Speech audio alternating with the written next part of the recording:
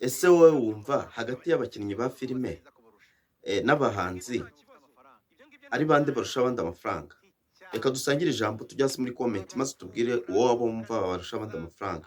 Ubwo uyu munyamakuru M Irene yabazaga Nyaxi iki kibazo, yahamije ko abakinnyi ba filime aribo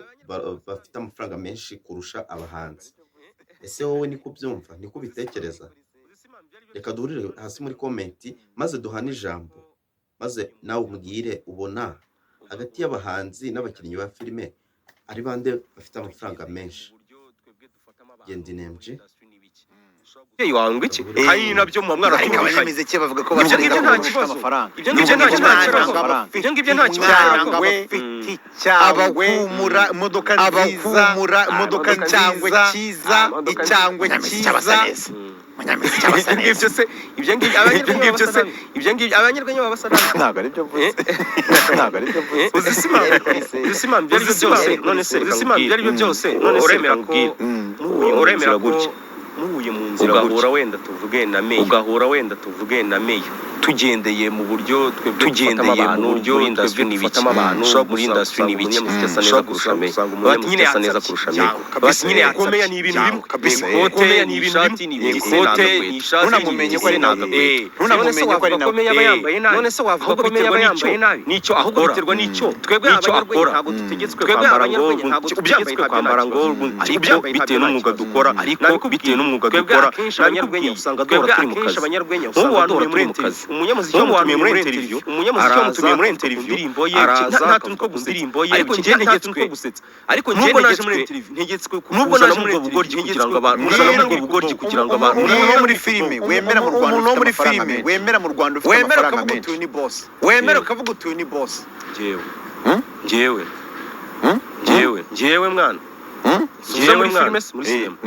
muri filime aha mbwira mu miziki mbwira mu miziki wemera ko afite amafaranga menshi umuntu wemera ko afite amafaranga menshi umuziki mbonye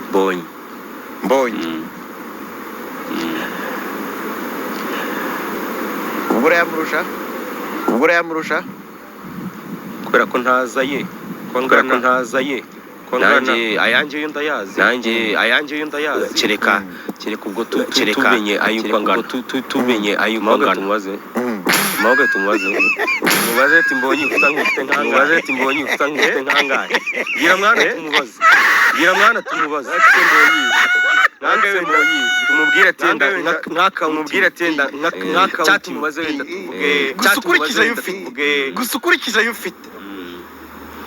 uramurusha ntabwo navuga gutya ibyo ngibyo bishobora guhita bikurura ibindi bintu birebire kubera ko cyane ko yawuyazi abari ushobora kumara imodoka nayo imaje ngahita nimajina kariya ugahita nyibarira cyangwa se baranigwe ukayiguhera umuntu kwamamaza oya wivuga gutya kubera ko tutabizi ntabwo nshaka ko hano kuvuga ngo wigereje n'umuntu ndakuvuga ngo kumurenze muri ibi ariko uramuranda twavugaga ariko uramuranda amafaranga kugira ngo amafaranga niduhura nzamubaza turebe wenda nka momo nizo zitazihuta